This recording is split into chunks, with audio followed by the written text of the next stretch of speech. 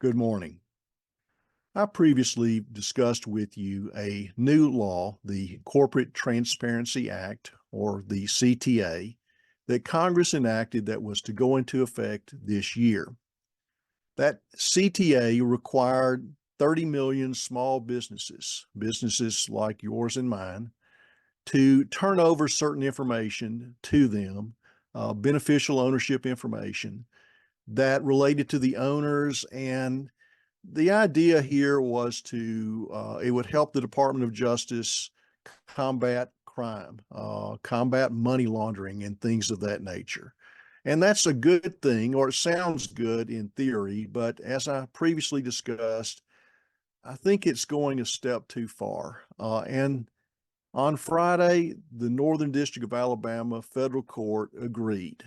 The Northern District of Alabama Federal Court judge issued a ruling in National Small Business United versus Yellen, holding that the CTA was unconstitutional.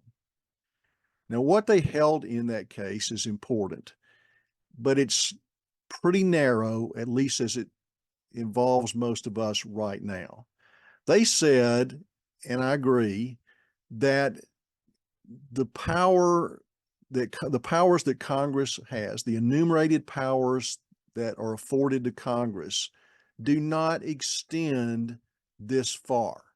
Basically, Congress, it was a good idea, you just can't do it under the Constitution. Now, for some clients, some of this information reporting is fairly straightforward. For others, it's requiring hours and hours of information, and it gets involved in some pretty personal kind of details as well. So now we have to look at what the impact of that ruling is. Just because in that ruling, in that decision, they declared it unconstitutional doesn't mean that it helps any of us right now. And in fact, it does not. And here's why. The ruling only relates to the plaintiffs involved in that case. It doesn't extend to you and me. So for us, the CTA is still effective just as it was at the beginning of this year.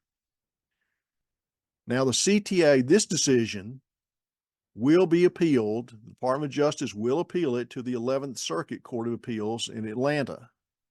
What they do with it, who knows? What happens after that? If the 11th Circuit issues a ruling one way or another, will it be appealed to the United States Supreme Court? Who knows? And what will the United States Supreme Court ultimately do in that case? Who knows? Again. In the meantime, what do we do?